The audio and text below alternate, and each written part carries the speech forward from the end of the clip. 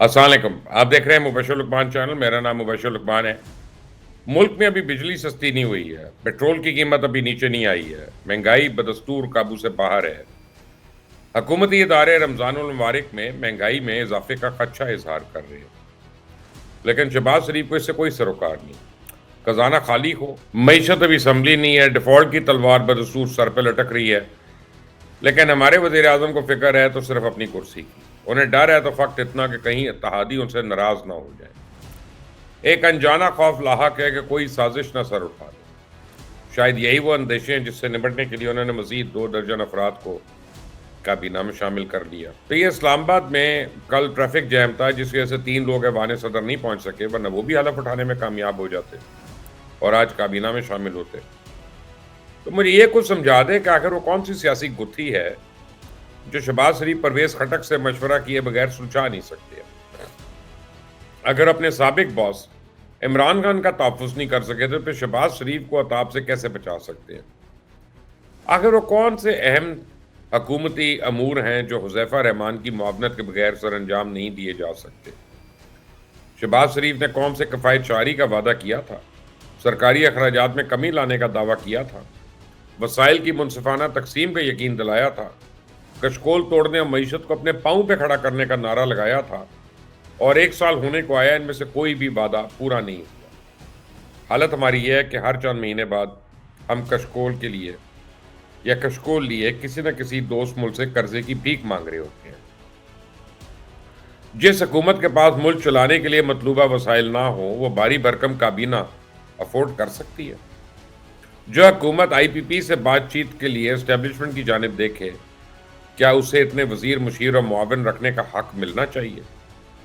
جو حکومت 1 سال میں معاشی اصلاحات متعارف نہیں کرا سکی، مہنگائی پہ حقیقی معنوں میں قابو نہیں پا سکی، عوام کے بنیادی ایشوز کو ایڈریس نہیں کر سکی، وہ کس منہ سے کابینہ میں تعداد کا اضافہ کر سکتی ہے؟ یہ وہ لوگ ہیں جو عوام پر نیا ٹیکس عائد کرتے وقت قربانی مانگیں گے، لیکن اب وقت آ گیا ہے کہ ہماری سیاسی اشرافیہ کو خود بھی قربانی دینی ہوگی۔ شہباز شریف کو یاد رکھنا چاہیے کہ یہ بھاری بھرکم کابینہ عوام کے غم و غصے کے سامنے ڈھال نہیں بن سکتی، بد اعتمادی کو اعتماد میں نہیں بدل سکتی، حکومت کی نالائکیوں پہ پردہ نہیں ڈال سکتی۔ اگر ایسا ممکن ہوتا تو افتخار چودھری کو جرأت نہ ہوتی کہ وہ یوسف رضا گیلانی کو برطرف کر دے، ثاقب نثار اور اس کا ٹولہ نواز شریف کو نااہل قرار دینے کی ہمت ہرگز نہ کرتا، اور عمران خان کے خلاف تحریک عدم اعتماد یوں کامیاب نہ ہوتی۔ اس ملک کو وزیروں اور مشیروں کی نہیں بلکہ گورننس کی ضرورت ہے، سیاسی اور معاشی استحکام کی ضرورت ہے، اور اب وقت آ گیا ہے کہ ہماری سیاسی اشرافیہ کو اپنی ذات سے بالاتر ہو کے سوچنا ہوگا، اپنی بجائے ملک کے مفاد میں کام کرنا ہوگا، اس ملک میں بسنے والوں کو ریلیف دینا ہوگا۔ مولانا فضل الرحمان نے ایک بار پھر پی ٹی آئی کی جنگ لڑنے سے انکار کر دیا، جس کے بعد اپوزیشن کا گرینڈ الائنس اب اپنی موت آپ مر گیا۔ محمود خان اچکزئی اسمبلیوں سے استعفے دینے کی جو بات کر رہے ہیں، چند روز پہلے یہی پیغام انہوں نے میاں نواز شریف کو بھجوایا تھا کہ آپ بڑے پن کا ثبوت دیں، حکومت چھوڑیں اور اسمبلیوں سے استعفیٰ دیں۔ تو نواز شریف نے کوئی جواب دینے کے بجائے الٹا محمود اچکزئی سے چند سوال پوچھے تھے۔ انہوں نے جواباً کہا کہ کیا آپ کی جماعت پختونخوا ملی عوامی پارٹی نے اسمبلیوں سے استعفے دے دیے؟ کیا آپ کی اتحادی جماعت پی ٹی آئی ایسا کرنے پہ راضی ہو جائے گی؟ اگر پی ٹی آئی کے پی کی حکومت چھوڑ دے، وفاقی اور صوبائی اسمبلیوں سے استعفے دے دے، تو پھر ہم آپ کے مشورے پر سنجیدگی سے غور کریں گے۔ اس کے بعد محمود خان اچکزئی بیچارے کبھی پی ٹی آئی کی طرف دیکھتے رہے، کبھی مولانا فضل الرحمان کی طرف، اور ان کے دونوں اتحادیوں نے بھی ان کو وہی جواب دیا جو جاتی عمرہ سے آیا۔ تو مولانا فضل الرحمان کی نظر عمران خان کی پلیٹ پر ہے، وہ تو اگلے الیکشن میں پی ٹی آئی کے ساتھ سیٹ ایڈجسٹمنٹ چاہتے ہوں، لیکن عمران خان اپنی پلیٹ سے ایک نوالا بھی کسی کے ساتھ شیئر کرنے کو تیار نہیں ہے۔ وہ اپوزیشن الائنس میں شامل تمام جماعتوں کو صرف اور صرف اپنے مقصد کے لیے استعمال کرنا چاہتا ہے۔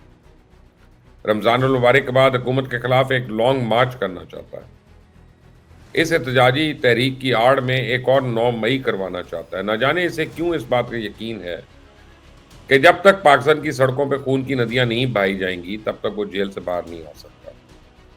اس کا خیال ہے کہ اگر حکومت ملک میں سیاسی استحکام قائم کرنے میں کامیاب ہو گئی تو پھر وہ کہیں کا نہیں رہے گا، اس لیے ہر چند مہینے کے بعد وہ کوئی نہ کوئی نئی کال دے دیتا ہے تاکہ ملک کی سیاست میں انتشار کا تاثر قائم رہے۔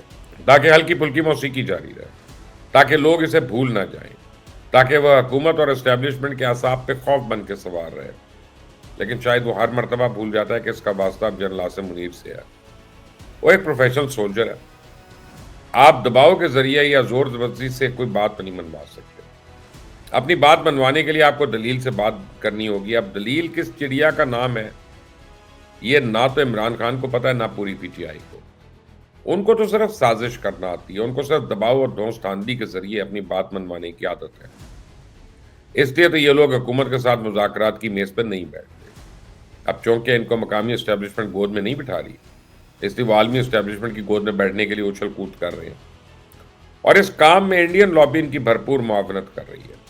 امریکن سینیٹرز جو ہیں ان کی ہر tweet per P T I کی معصوم ورکرز خوشیوں سے تالیاں بجا رہے ہوتے ہیں۔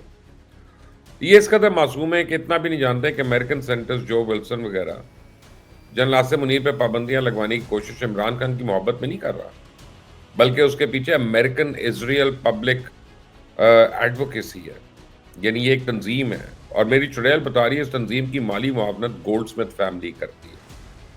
تو اب آپ خود اندازہ لگا لیں اس سازش کی جڑیں کس قدر گہری ہیں۔ ٹرمپ انتظامیہ اتنی بیوقوف نہیں کہ اپنے چندہ خور سینیٹرز کی باتوں میں آ کے پاکستان کے خلاف کوئی اقدامات کرے۔